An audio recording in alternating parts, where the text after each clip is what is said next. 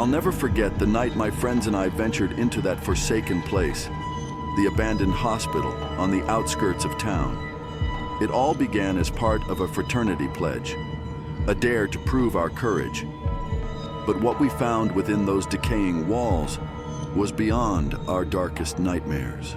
The moon hung low in the sky, casting eerie shadows upon the crumbling building.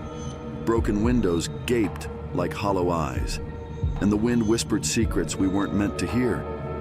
The air was thick with the stench of decay as we crept through shattered hallways, flashlight beams cutting through the suffocating darkness. My heart pounded in my chest as we ventured deeper into the haunted hospital, the chilling anticipation of what lay ahead sending shivers down my spine. We heard faint, ghostly whispers and the distant echoes of screams from another time. Unsettling graffiti adorned the walls, telling tales of torment and despair. As we reached the morgue, we stumbled upon a room filled with old medical equipment. There, we saw them, the figures in tattered gowns, their faces obscured by shadows. They moved with unnatural grace, floating toward us with bony fingers outstretched, reaching for our souls. Panic consumed us as we ran, but their presence followed like a haunting specter. Desperate, we barricaded ourselves in a room, hoping to escape the relentless pursuers. The blood-curdling screams of trapped souls reverberated through the corridors. We were trapped, with no way out. Our flashlights flickered and died, plunging us into absolute darkness. In the pitch-black void, the figures closed in, their spectral hands brushing against our trembling bodies. We could feel the chill of the grave, the weight of the unknown. A deafening silence descended, broken only by our terrified sobs. But then, a glimmer of salvation. A hidden passage led us to the basement, where we stumbled upon an ancient diary. It revealed the hospital's grim history, a place of unspeakable experiments and malevolent spirits. With newfound determination, we performed a ritual described in the diary, hoping to appease the restless souls. The room trembled and the figures retreated, vanishing into the void. We had released them from their torment, but we knew our lives would never be the same. As we emerged from the haunted hospital, the first rays of dawn painted the world in eerie light. We'd survived, but we had ventured to the very brink of despair. My advice to anyone considering a similar exploration: tread carefully, for the horrors that lurk in the shadows are all too real. Some secrets are better left undisturbed. As we left the forsaken hospital behind, I couldn't help but wonder what other malevolent spirits might still roam the earth, waiting to be awakened by curious souls like ours.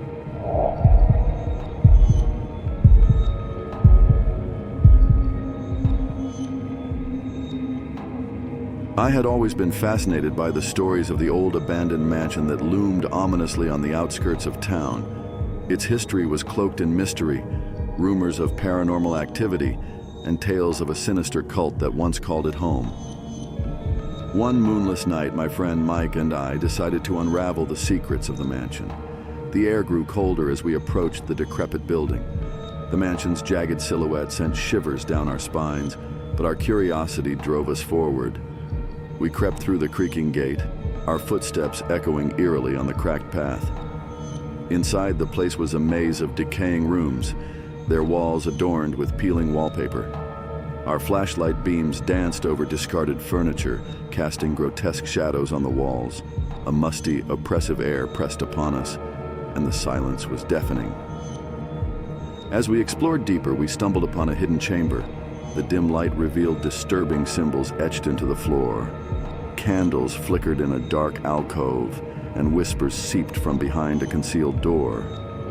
Our hearts pounded as we drew closer, struggling to make sense of the sinister scene. Peering through a crack, we watched in terror as a hooded cult chanted eerie incantations. In the center, a grotesque altar held a writhing, nightmarish creature. Its eyes, glowing with malevolence, fixed upon us. We froze, paralyzed by fear. Suddenly, our flashlight beams faltered, plunging us into darkness. A guttural voice hissed in our ears, "You shouldn't have come." we felt icy fingers wrap around our wrists, pulling us into the hidden chamber. We fought against the unseen force, our screams echoing through the mansion's desolation. Miraculously, our flashlight beams returned, revealing the creature's fiendish grin. Desperation fueled our struggle as we clawed our way back into the main chamber, leaving the cultists bewildered. We fled, racing through the labyrinthine halls.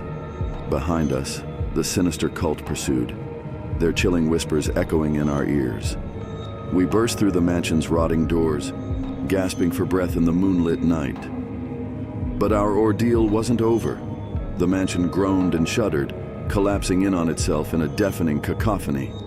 We watched in disbelief as the cursed mansion crumbled into ruins, taking the sinister cult with it. As we stood there, shaken and breathless, a strange sense of relief washed over us. We had survived the horrors of the abandoned mansion, but we had uncovered a malevolent presence best left undisturbed. My advice to all who hear our tale: beware the allure of curiosity, for some mysteries are best left in the dark, their secrets buried with the past.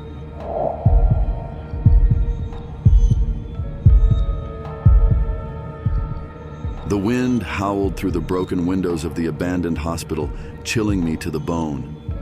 My heart pounded as I stepped into the dimly lit hallway, the cold concrete floor echoing with each footfall. I was not alone. I was with my friends, Sarah, Mark, and Jake. We had embarked on an expedition, a journey into the unknown. The hospital had been closed for decades, a place of unspeakable horrors, and the perfect setting for urban exploration. The stories were the stuff of nightmares, experiments gone wrong, mysterious disappearances, and the cries of lost souls who never found their way out. Our flashlights cut through the darkness, revealing the eerie remnants of a place once filled with life. Broken gurneys, rusted surgical instruments, and shattered glass littered the floor. The air was thick with an unsettling presence that sent shivers down our spines. We laughed nervously, dismissing our unease as childish fear. As we ventured deeper, the atmosphere grew more oppressive. We heard faint whispers, unintelligible but haunting. Our pace quickened, but the whispers followed, like a dark melody that refused to fade. Shadows danced on the walls, twisting into grotesque shapes that left us breathless. The screams came next, piercing through the silence like a knife. We froze, terror gripping our hearts. Mark turned to me, his face pale, and whispered, "We need to leave now." But something held us in place, an invisible force that bound us to this nightmarish place. Suddenly, a figure emerged from the darkness. It was a woman in a tattered hospital gown, her hair matted with blood. She moved toward us with a haunting grace, her eyes empty, devoid of life. The screams grew louder, an otherworldly chorus that seemed to resonate from the very walls of the hospital. We ran, our footsteps echoing in a frenzied cacophony. The hospital seemed to twist and turn, the hallways changing shape before our eyes. We were trapped in a nightmare, with no way out. Finally, we found ourselves back in the hallway where we had started. The woman was gone, but the screams persisted, surrounding us like a malevolent symphony. We huddled together, trembling with fear, as the walls closed in around us. In that moment of sheer terror, I realized the truth. We were not alone. We were never alone. The hospital was a living entity, a malevolent force that fed on our fear. We were nothing but prey, caught in its web. As the screams reached a deafening crescendo, I whispered to my friends, "We have to face our fear. We have to stand strong." With trembling hands, we joined hands, determined to defy the darkness. And then the screams stopped. The hospital seemed to sigh, releasing us from its grip. We stumbled out, shaken but alive. My advice to you, dear listener, is this: never underestimate the power of the unknown. Fear can consume you, but it can also be conquered. Face your fears, stand together, and you may just survive the horrors that lurk in the shadows.